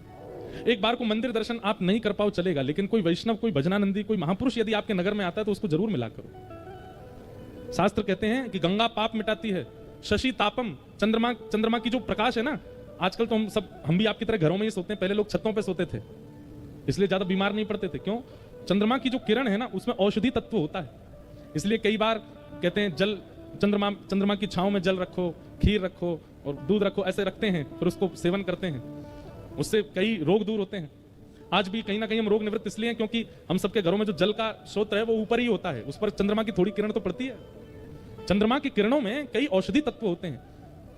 गंगा पाप मिटाती है, चंद्रमा ताप मिटाता है, और स्वर्ग का कल्प वृक्ष दैन्यता मिटाता है, दरिद्रता मिटाता है। लेकिन ये तीनों एक साथ मिट जाते हैं जब किसी वैष्णव का आप दर्शन कर लेते हो। ठाकुर जी का नहीं, वैष्णव का। हम तो अपनी कथा में एक बात कहते हैं कि भगवत सेवा से ज्यादा भक्त सेवा वो ज्यादा आवश्यक है। हरि रीझे तो वैकुंठ दिलावे, लेकिन हरिजन रीझे तो हरि सो मिलावे। समझ रहे हैं बात को? लिख लीजिएगा, हरि रीझे वैकुंठ दिलावे, स्वर्ग दिलावे, लेकिन कोई हरिजन रीझे तो हरि सो मिलावे। अगर हरिजन रीझ गया आपसे, कोई हरि भक्त रीझ गया, हरि से ही मिला देगा। तुकाराम जी रीझ गए, छोटे से बालक पे मिला दिया ठाकुर जी से। हाँ? रैदास जी रीझ गए, मिला दिया मीराबाई को गिरधर गोपाल से। श्री रामानंदाचार्य जी रीझ गए, मिला दिया रैदास जी को राम जी से। भक्त जब तक आपसे प्रसन्न नहीं होगा, आप कितना भी भजन कीजिए, कितना भी साधन कीजिए, कितने भी अनुष्ठान कर लीजिए, कोई भक्त आपसे प्रसन्न नहीं हुआ तो हरि के दर्शन नहीं हो पाएंगे आपको। भैया आप चाहे एक बात हमारी सुनना, कितना भी टैक्स पे करो, कितना भी पैसा जमा करते रहो, इधर देखो सब लोग बहुत ध्यान से सुनो, लेकिन राष्ट्रपति नहीं मिलेगा आपसे। लेकिन राष्ट्रपति भवन में कार्य करने वाला वहां का कार्यकर्ता यदि आपका मित्र हो जाए, आपका संबंधी हो जाए, तो आपको बहुत बहुत नियमों का पालन, बहुत बुकिंग, बहुत प्रोसीजर करने की आवश्यकता नहीं है। वो मित्र आपको किसी दिन सहजता से मिलवा देगा। ठीक वैसे ही आप कितने भी यज्ञ, अनुष्ठान, धर्म के कार्य करते रहिए, लेकिन जब तक किसी हरिजन को प्रसन्न नहीं रखोगे, हरिजनों के प्रति आपकी भावना नहीं होगी, हरि नहीं मिलेगी। इसलिए कथा का उद्देश्य भगवत सेवा प्रकट होना नहीं है कि आपके चित्त में ठाकुर जी की सेवा प्रकट हो। कथा का उद्देश्य हरिजनों की सेवा, हरिजनों की सेवा, भक्तों की सेवा। हम माइक पे बोल रहे हैं, हमारी आवाज कम लग रही है आपको? हैं? यहां सुनो, हमारी कथा सुनो। गिरधर जब अपनों कर जाने, गिरधर जब अपनों कर जाने। ठाकुर जी ने आपको अपना लिया कब जानो? ताको मन भगतन की सेवा, ताको मन भगतन की सेवा, संत चरण रज सदा लुभाने, संत चरण रज सदा लुभाने। जब अपनों कर जाने, गिरधर जब अपनों कर जाने। हरिजनों की। तो भक्ति महारानी ने रोका। नारद जी महाराज ने पूछा, देवी आप कौन है और आपकी गोद में ये जो दो वृद्ध लेटे हैं ये कौन है? तब कहा कि मैं भक्ति हूं और ये दोनों मेरे पुत्र हैं, ज्ञान और वैराग्य। नारद जी बोले आप युवा हैं और बच्चे बूढ़े हैं, ऐसे कैसे हो गया? नारद जी, भक्ति महारानी बोली क्योंकि भक्ति सब करते हैं, भक्ति सबके चित्त में है, पर ज्ञान और वैराग्य ये दोनों मेरे पुत्र किसी के चित्त में नहीं है, इसलिए दोनों वृद्ध हो गए। अब एक बात समझ रहे हैं आप लोग? भक्ति है तो सही, लेकिन कैसी है? अप्रसन्न भक्ति। हम सबके चित्त में भक्ति है, पर वो भक्ति संतुष्ट नहीं कर पा रही हम लोगों को, हमको प्रसन्न नहीं कर पा रही है। क्यों? क्योंकि वो प्रसन्न नहीं है। भक्ति की प्रसन्नता किसमें है? जब तक उसके पुत्र नहीं आएंगे चित्त में, वो प्रसन्न नहीं रहेगी। हम लोग भक्ति तो करते हैं, पर ज्ञान और वैराग्य से कहीं ना कहीं चूक रखते हैं, इसीलिए भक्ति हमारी लाभकारी नहीं होती। बहुत ध्यान से सुनिएगा, भक्ति के साथ में ज्ञान भी जरूरी है। श्री गुरु चरण सरोज रज निज मन मुकुर सुधार वरणो रघुवर विमल यश जोदायक फलचार बुद्धिहीन तनुजान के सुमरो पवन कुमार बल बुद्धि विद्या देव मोह हरऊं। जोर से बोलो। लगभग सबको याद है, पर इसका अर्थ आप में से केवल 10 लोगों को पता होगा। भक्ति तो है, ज्ञान नहीं है। धर्मो रक्षति रक्षितः सबको पता है, पर ज्ञान नहीं। घर पर आए मेहमान को तिलक लगाते हैं, चंदन लगा के फिर अक्षत लगाते हैं, सम्मान तो है, पर ज्ञान नहीं है। क्यों लगाते हैं? ये चावल क्यों लगाए जाते हैं किसी के माथे पर? उसके पीछे कारण क्या है? घर पर आए मेहमान, घर पर आए संतों के चरण क्यों छुए जाते हैं? क्या कारण है उसका? सूर्य उदय से पहले उठ जाना चाहिए, सूर्यास्त के बाद बहुत देर तक जगना नहीं चाहिए। क्या कारण है उसका? शंकर जी पर पंचामृत क्यों चढ़ाया जाता है? भक्ति तो सब में है, पर ज्ञान नहीं है। नवरात्रि में व्रत क्यों किए जाते हैं? 16 सोमवार क्यों किए जाते हैं? सब कुछ पता सबको है, पर इनके पीछे मूल उद्देश्य किसी को नहीं पता। होली पर बताओ रंग क्यों लगाते हैं सबको? ऐसा क्या है होली वाले दिन की सबको रंग लगाओ? उस दिन क्या हुआ था? चलो दीपावली की तो हम मानते हैं कि उस दिन ऐसा कहते हैं राम जी आए थे तो घर सजाए सबने, पटाखे फोड़े सबने। अच्छा तो चलो दीपावली के दिन राम जी आए इसलिए दिया जलाए गए, पटाखे फोड़े गए, पर पूजा लक्ष्मी गणेश की क्यों होती है? इनके पीछे कारण क्या है? आप भी किए जा रहे हो, कभी मन में प्रश्न ही नहीं उठा कि क्यों होता है? देखो लक्ष्मी कौन है? हमारे जीवन की रक्षक हैं लक्ष्मी, उद्देश्य होना चाहिए वो लक्ष्मी। पर लक्ष्मी के साथ नारायण तो सुने जाते हैं, गणेश जी की पूजा क्यों होती है? बोले गणेश जी कौन है? बोले गणेश जी बुद्धि के देवता हैं, इसलिए गणेश जी की पूजा होती है कि भाई ये लक्ष्मी तुम्हारे जीवन में आवे लेकिन साथ में बुद्धि लेकर के आवे, नहीं तो लक्ष्मी का असद प्रयोग करोगे, बहुत लक्ष्मी हो जाने पर पीने खाने लग जाओगे, बहुत लक्ष्मी हो जाने पर उसका गलत व्यय करने लग जाओगे। इसलिए गणेश जी के साथ लक्ष्मी जी की पूजा होती है कि गणेश जी बुद्धि प्रदान करें, वहीं लक्ष्मी का व्यय किया जाए। हमारा हिंदू वैदिक सनातन धर्म केवल करने पर निर्भर है, आजकल करते नहीं है, उसके पीछे कारण है। रक्षाबंधन पर बहन सूत्र बांधेगी भाई को, क्यों? कारण क्या है उसके पीछे? सब ऐसे ही नहीं है हमारे यहां, बस हम लोग भक्ति में युक्त होकर के कर सब रहे हैं, पर ज्ञान की हमको इच्छा ही नहीं होती है। इसीलिए भक्ति है लेकिन फिर भी हम अप्रसन्न रहते हैं, क्योंकि उसका पुत्र नहीं है हमारे पास, ज्ञान। अच्छा ये तो है संसारी आध्यात्मिक ज्ञान। कई ज्ञान ऐसे होते हैं वो जीवन उपयोगी होते हैं, जैसे निर्णयात्मिका बुद्धि, अपने जीवन के सद निर्णय लेना। ऐसा हो गया तो अब क्या करें, ऐसा हो गया तो अब क्या करें, ऐसा हो गया तो अब क्या करें। इन सब स्थितियों में जो हम निर्णय लेते हैं इसको भी ज्ञान कहते हैं। वो ज्ञान भी सत्संग से आता है।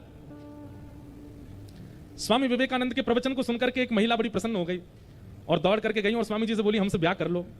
स्वामी विवेकानंद बोले ब्याह क्यों करना है? बोले ताकि आप जैसे पुत्र को जन्म दे सकूं। स्वामी विवेकानंद ने 3 परिक्रमा लगा, कहा मैं ही बेटा हूं आपका, मुझे ही पुत्र मान लो, मैं अपने जैसा बेटा दे पाऊंगा कि नहीं? क्या अब ये निर्णयात्मिका बुद्धि है, ये भी तो ज्ञान है। एक बार स्वामी विवेकानंद जी से बहुत सारे लोगों ने पूछा कि कृष्ण इतने सुंदर थे कि सब उनके प्रति आसक्त हो गए। क्या कृष्ण का रूप, स्वरूप, वाणी, विचार, लीला इतनी अद्भुत थी कि उनके लिए लोग कुछ भी कर बैठते थे? ऐसा क्या था कृष्ण में जो उनके पीछे सब बावले रहते थे? तो स्वामी विवेकानंद बोले इसका उत्तर हम अभी नहीं देंगे, कल के प्रवचन में देंगे। और कल का प्रवचन मंच पे नहीं होगा। तो बोले कहां होगा? पास में समुद्र है, दरिया है, समुद्र के तट पर होगा और खड़े खड़े हम प्रवचन करेंगे, खड़े खड़े आप सुनना। सब लोग पहुंच गए। स्वामी विवेकानंद समुद्र की तरफ कमर करके खड़े हो गए और सब श्रोता सामने समुद्र की तरफ मुख करके खड़े हो गए। और स्वामी जी ने जैसे प्रवचन करना प्रारंभ किया, एक एक शब्द बोलते और एक एक पांव पीछे करते समुद्र की ओर। अब जो जो स्वामी जी पीछे जाए तो श्रोता भी सब पीछे जाने लगे उनके। करते करते करते करते इतने इतने जलाशय में, समुद्र के अंदर प्रवेश कर गए। तभी स्वामी विवेकानंद जी सब श्रोताओं से बोले तुम सब लोग कहां खड़े थे और अब कहां आ गए, देखना जरा। सब बोले हम तो किनारे पर थे, भीतर आ गए। स्वामी विवेकानंद जी बोले मुझ जैसे सामान्य मानव की बात सुनते सुनते जब किनारे से समुद्र के भीतर आ गए तो जिनकी बातें मैं सुनाता हूं उन कृष्ण का जब रूप पृथ्वी पर रहा होगा तो लोगों की स्थिति कैसी हुई होगी, इसका अनुमान अपने आप लगा ले। मुझ सामान्य से पर आकर्षित होकर के तुम समुद्र में भीतर घुसे चले आए तो श्री कृष्ण अधरम मधुरम वदनम मधुरम चलितम मधुरम हसितम मधुरम मधुराधिपते अखिलम मधुरम, जिनका सब मधुर है, वो जब प्रत्यक्ष पृथ्वी पर रहे होंगे तो फिर क्या स्थिति होती होगी, इसका अनुभव आप खुद कर लो। ये ज्ञान है। हम में ये सब ज्ञान नहीं है। हम पर तो कोरी भक्ति है, मतलब सब्जियां नहीं है, केवल रोटी से ही पेट भर रहे हैं। पेट तो भर जाएगा पर तृप्ति नहीं होगी, स्वाद नहीं मिलेगा, आनंद नहीं होगा। इसलिए ज्ञान और वैराग्य आवश्यक हैं। तो ज्ञान कितना चाहिए? कोई बहुत ज्ञानी नहीं बनना है, केवल उतना ज्ञान लीजिए कि नित्य प्रवचन सुना कीजिए, यूट्यूब पर सुनो, प्रत्यक्ष जाके सुनो और वहां जो प्राप्त हुआ वो आपके पास पर्याप्त रूप से रहे। इतना ज्ञान बहुत है जीवन के लिए। लेकिन प्रत्येक दिन सुनो, एक दिन भी बेनागा। प्रवचन और सत्संग के प्रति नागा नहीं होना चाहिए। और इन प्रत्येक दिनों में जो जो प्राप्त करते जाओ उनको समाविष्ट करते जाओ, इतना ज्ञान चाहिए। अब आई बात वैराग्य की। वैराग्य क्या? धीमे धीमे धीमे धीमे अपनी व्यवस्थाओं का, जो संसारी व्यवस्थाएं उनका त्याग करो। जैसे लेट सोते हैं, जल्दी सोना शुरू करो, यह भी एक त्याग है। लेट तक सोते हैं, जल्दी उठना शुरू करो, यह भी एक त्याग है।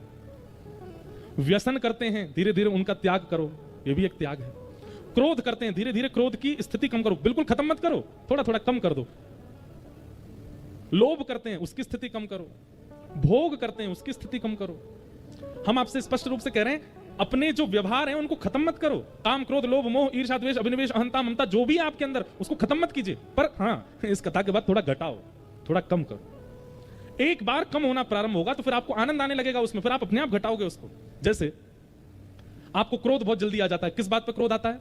इन बातों पर आता है। हमारे अनुकूल भोजन नहीं बना हो तो हमको क्रोध आ जाता है, हमारे अनुकूल सोने की व्यवस्था नहीं हो तो हमको क्रोध आ जाता है, पंखा अच्छे से नहीं चले, एसी नहीं चले तो क्रोध आ जाता है, विपरीत व्यक्ति आकर के बहुत बोलता है तो क्रोध आता है। अब इन स्थितियों में आपको क्रोध आता है। अब इन स्थितियों में जब क्रोध आवे तो नेत्र बंद करके ठाकुर जी का स्मरण करो। भाई दवाई तभी ली जाती है जब रोग होता है।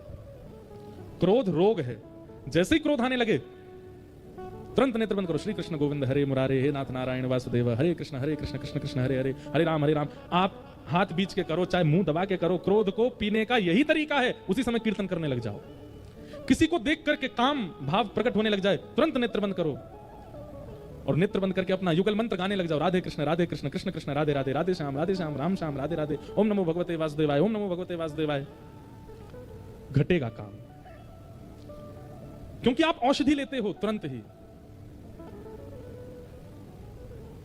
तो त्याग, क्रोध का त्याग भी त्याग है। केवल घर छोड़ देना त्याग नहीं होता। क्रोध का त्याग भी त्याग है, भोग का त्याग भी त्याग है, काम का, लोभ का, ईर्ष्या का, द्वेष का, अभिनिवेश का, अपनी बुद्धिमत्ता का, जो चतुराई है चित्त में, इन सब का त्याग भी परम विशिष्ट त्याग है। वो त्याग करो, वही वैराग्य है। और सबसे बड़ी बात कहें, भोग्य वस्तु सामने है लेकिन आपका मन विचलित नहीं होता उसके प्रति, ये सबसे बड़ा वैराग्य है। आपके सामने रसगुल्ला रखे हैं लेकिन जीभ में पानी नहीं आता, ये वैराग्य है। आप परम सुंदर हैं और आपको प्राप्त करने के लिए परम सुंदर चारों ओर बैठे हैं, पर फिर भी अपने मन की स्थिति को बिगड़ने ना देना, अपने उस ब्रह्मचर्य को नष्ट ना होने देना, ये वैराग्य है। बहुत अपॉर्चुनिटीज आई लाइफ में भोगने की, लेकिन नीची नजर करके और निकल पड़े, नहीं उसकी तरफ देखा, ये वैराग्य है। घर छोड़ देना कोई बड़ी बात थोड़ी है। बच्चे भी जाते हैं हॉस्टल घर छोड़ करके। आजकल के युवा बालक भी बड़ी बड़ी मेट्रोपॉलिटन सिटीज में रहते हैं घर छोड़ करके, कोई बड़ी बात थोड़ी है घर छोड़ना। घर छोड़ना वैराग्य नहीं होता। वस्तु का त्याग वैराग्य नहीं है, वस्तु के प्रति जो आपकी कुदृष्टि है उसका त्याग वैराग्य होता है, वस्तु का त्याग वैराग्य नहीं है। तो ये ज्ञान और वैराग्य भक्ति के पुत्र हैं। जब तक ये पुष्ट नहीं होते तब तक भक्ति प्रसन्न नहीं होती। ज्ञान और वैराग्य दोनों वृद्ध हो गए थे। नारद जी महाराज ने उनकी पुष्टता के लिए विचार किया। तब नारद जी भ्रमण करते करते बद्रीनाथ पहुंचे। वहां सनत कुमारों से कहा कि ज्ञान और वैराग्य कैसे युवा हों, कृपा कर इसका कोई उपाय बताओ। तब कहा, देखो ज्ञान और वैराग्य को मानवों के चित्त में प्रकट करने का एक ही उपाय है। बोले क्या? 5 प्रकार के यज्ञ हैं और उन 5 यज्ञों में सबसे बड़ा यज्ञ एक ही है, श्रीमद् भागवत की कथा।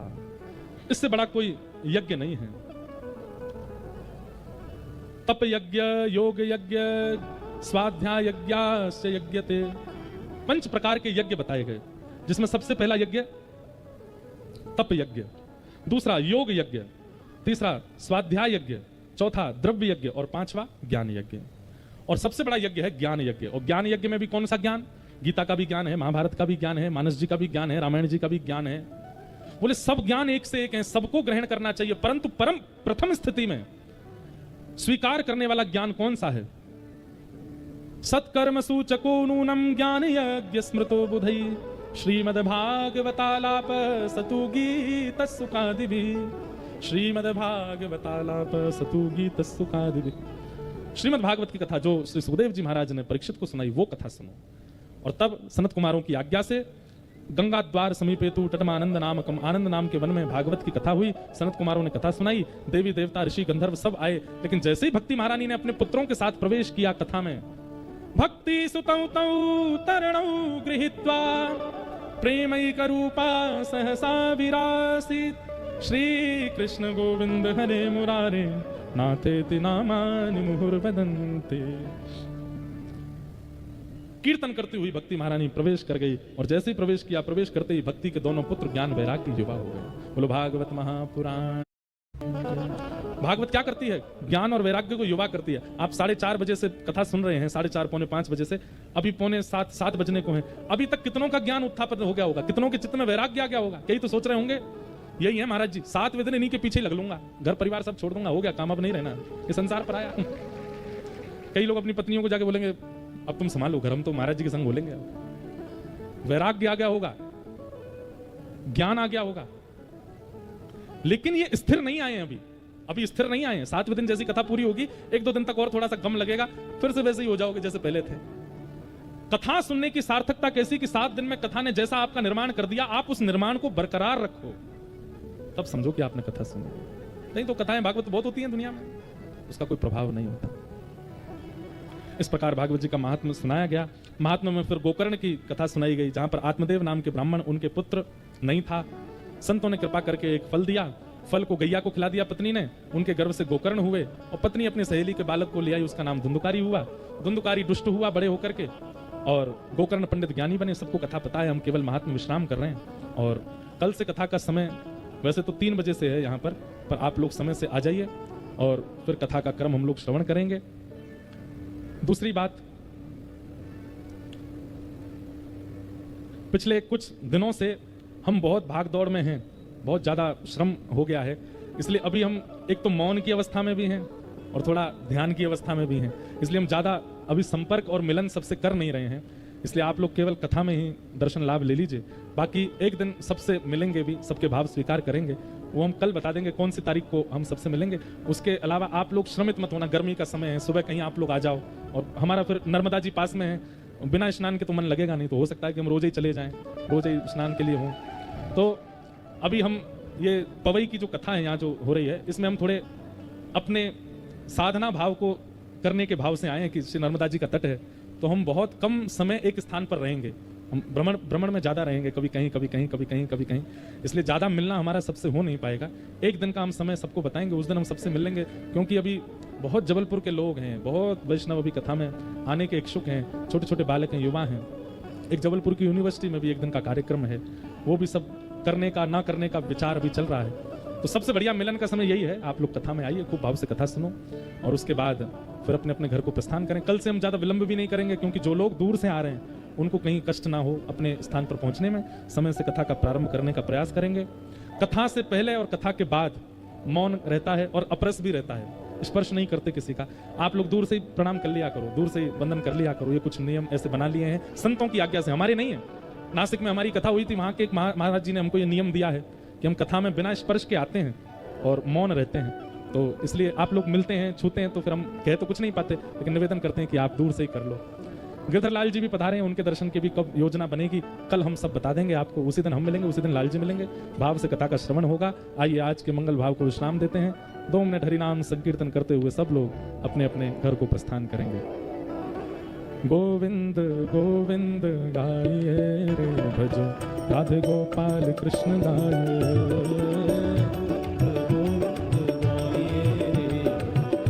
गोपाल कृष्ण गाइए, गोविंद गोविंद गाइए रे भजो, राधे गोपाल कृष्ण गाइए।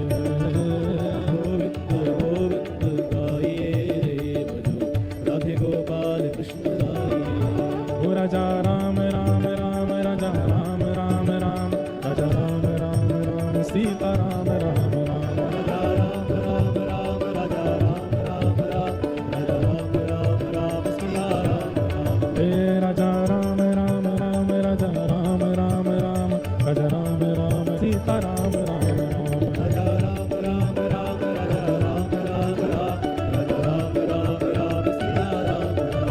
हे राजा राम राम राम, राजा राम राम राम, राजा राम राम राम, सीता राम राम राम, राजा राम राम राम, राजा राम राम राम, राजा राम राम राम, सीता राम राम। हे राजा राम राम राम, राजा राम राम राम, राजा राम राम राम, सीता राम राम, राजा राम राम राम, राजा राम राम राम, राजा राम राम राम, सीता राम राम। हे राजा राम राम राम, राजा राम राम राम, राजा राम राम राम, सीता राम राम राम, राजा राम राम राम, राजा राम राम राम, राजा राम राम राम, सीता राम राम। हे राजा राम राम राम, राजा राम राम राम, राजा राम राम राम, सीता राम राम राम,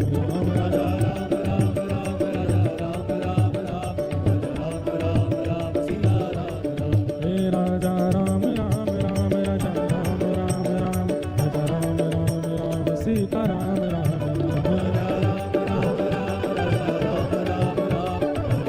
राम। जय जय श्री सीताराम, जय जय श्री राधे श्याम, नमः पार्वती पते हर हर महादेव।